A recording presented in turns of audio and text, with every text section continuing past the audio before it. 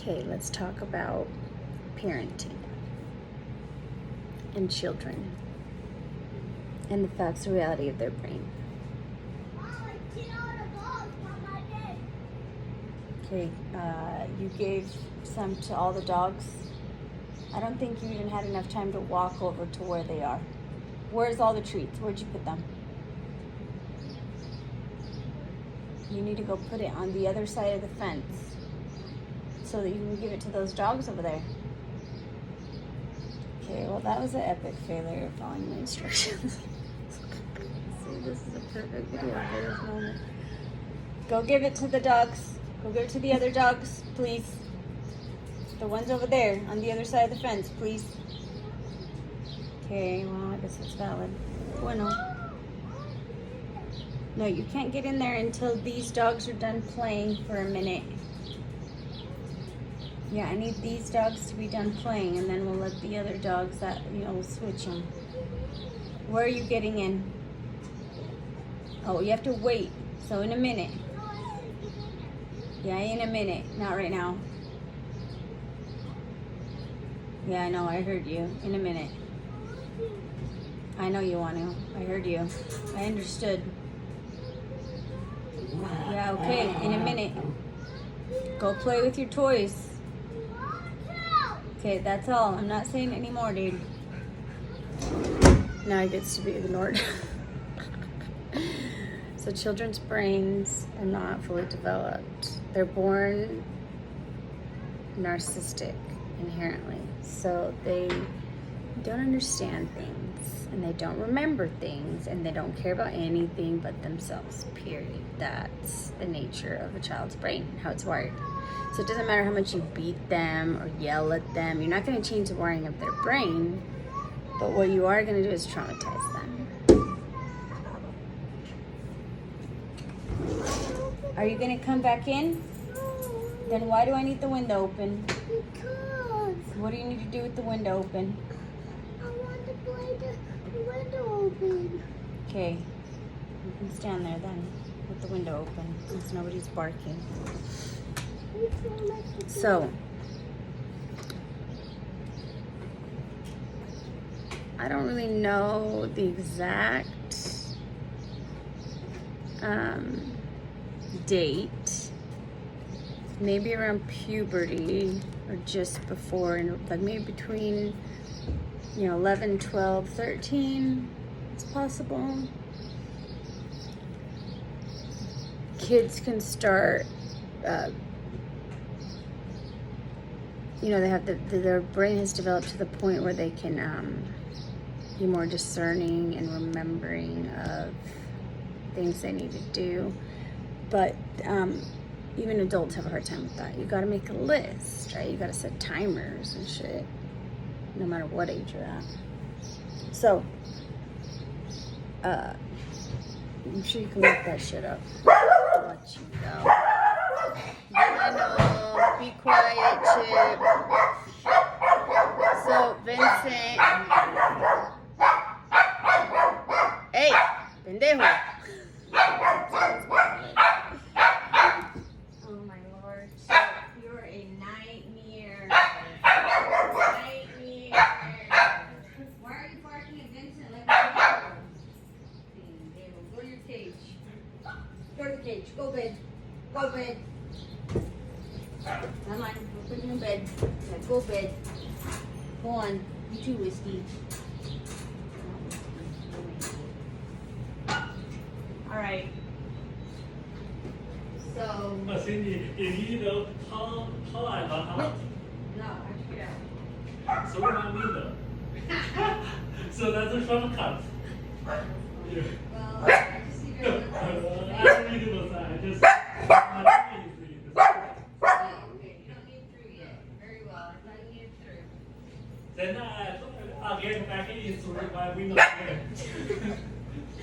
Thank you. I'm sorry. No problem. It is good for balance and so forth. I've been climbing out this window too. It's easier. Try to always get back in. No, be quiet. Anyways, so Yeah, you climb in the window too. So we, oh geez. Oh no, that's kind of a tragedy that just happened right there. This message I just received. Okay, so the way you manage and deal with the situation of telling kids to clean up their mess and getting them to clean up their mess. First of all, you don't just tell them to do it and then walk away, because they're going to forget. They're going to see something shiny and they're going to forget, not because they're being jerks, not because they're being irresponsible, not because of any of that, because they actually are forgetting. I see shiny things and I forget, and I have a fully developed brain. So what you have to do is sit there with them and say, okay, clean your room. And then they're gonna be all like, oh my gosh, there's like cars and like animals and dolls and like dress up stuff. Like, they usually piled everything up into a pile. So they will just throw everything, like all the things, into boxes and whatever you have available. Huh? Okay, we'll put them all in the basket first. So that's fine, as long as you're fine with it. That's not going to be organized. But if you want to organize in a very specific way, you have to tell them, okay, what you're going to do now is pick up all the cars. Only the cars. And then you have to wait. You have to sit there and watch them, make sure they do it, because they're going to see shiny shit and they're going to get distracted. And then, once all the cars are picked up, then you go, okay, pick up all the doll stuff. Then you wait till all the doll stuff. That means you have to sit there like the adult or caregiver of whatever age. If you're a teenager, you can do this too. You have to sit there and wait. And then, what you do to prevent from all that crap being thrown into a pile is you put it into a cabinet and you lock the cabinet. Then you get to micromanage them only getting out one toy at a time and not destroying all their crap and throwing everything into a pile. Another thing you probably have to do, because they get really confused. They're like, where's all the cars? I just see a big pile of a bunch of different shit. Is you have to segregate things into separate piles. So you have a big pile of all the crap. Every toy they have, Legos, all of it in a pile. So the best thing to do is go into those small rakes. The little stiff plastic ones are best, I find. So you don't have to bend over. Unless you want to bend over, you can bend over. So you use the rake to just rake everything into its own individual pile. And then you give them the basket and they pick up each pile and throw it into the basket. Okay, so depending on their age, you might have to do that. You know, the younger they are, the less discerning they're going to be able to be. And they're going to get overwhelmed with giant pile. Okay? So when you tell a kid, go clean your room, and they don't do it, guess what? You're a dipshit. Because you're not supposed to just tell them to go do it and then walk away. You have to micromanage that shit. And whose fault is it that all their crap got thrown into a pile in the first place? Even though you told them don't do that. They don't remember. They ain't hearing your stupid blah, blah, blah. Like, they just hear wah, wah, you know, like they just hear blah, blah, blah, blah. And so the person who's at fault is you, the parent, you, the caregiver. And so when you fail as a parent, a caregiver, guess who you need to yell at? Yourself. So go put yourself in timeout. Look at yourself in the mirror and yell at yourself. Spank your own ass. Beat your own shit up. Throw stuff at yourself. Parenting 101, simple shit. Don't yell. Don't hit. Don't throw things. Don't say mean things. Putting the children down. calling them dumb or retarded. I've done all this stuff probably at one point or another.